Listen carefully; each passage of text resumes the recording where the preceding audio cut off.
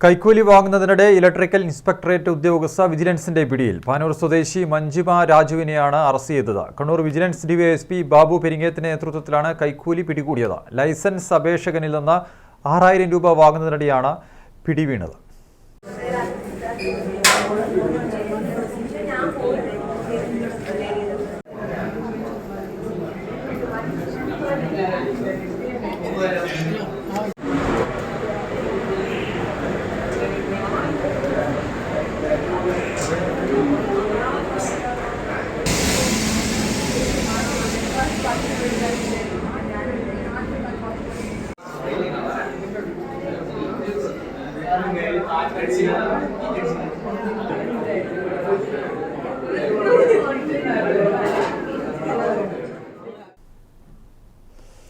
മനോജ് ചേരുന്നുണ്ട് വിവരങ്ങളുമായി. മനോജ്, വിശദാംശങ്ങൾ. അർജുൻ, തലശ്ശേരി റെയിൽവേ സ്റ്റേഷനിൽ ഇന്ന് രാവിലെ 6:30യോടെയാണ് കണ്ണൂർ വിജിലൻസ് ഡിവൈഎസ്പി ബാബു പെരിങ്ങേത്തിന്റെ നേതൃത്വത്തിൽ ഈ കൈക്കൂലി കൈയോടെ പിടികൂടുന്ന ഒരു സംഭവം ഉണ്ടായിട്ടുള്ളത്. തിരുവനന്തപുരം ഇലക്ട്രിക്കൽ ഇൻസ്പെക്ടറേറ്റിലെ സൂപ്രണ്ടായ പാനൂർ നിള്ളങ്ങൽ സ്വദേശി മഞ്ജിമ പി രാജുവിനെയാണ് വിജിലൻസ് അറസ്റ്റ് ചെയ്തിട്ടുള്ളത്.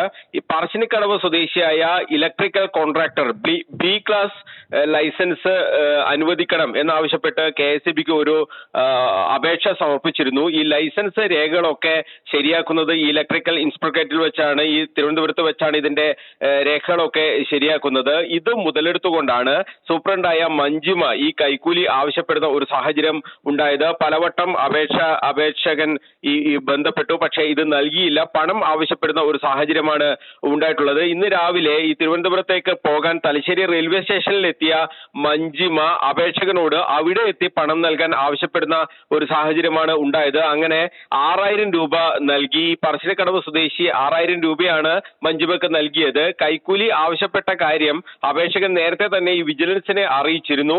ഇതിന്റെ അടിസ്ഥാനത്തിൽ വിജിലൻസ് നൽകിയ 500 രൂപയുടെ നോട്ടുകളാണ് ഈ അപേക്ഷകൻ മഞ്ജിമക്ക് നൽകിയത്. ഇതിനിടയിൽ സ്ഥലത്ത് ഉണ്ടായിരുന്ന വിജിലൻസ് ഡിവൈഎസ്പി ബാബു പെരിങ്ങേത്തിന്റെ നേതൃത്വത്തിൽ ഈ പ്രതിയെ കൈയോടെ പിടികൂടുകയും ചെയ്തു.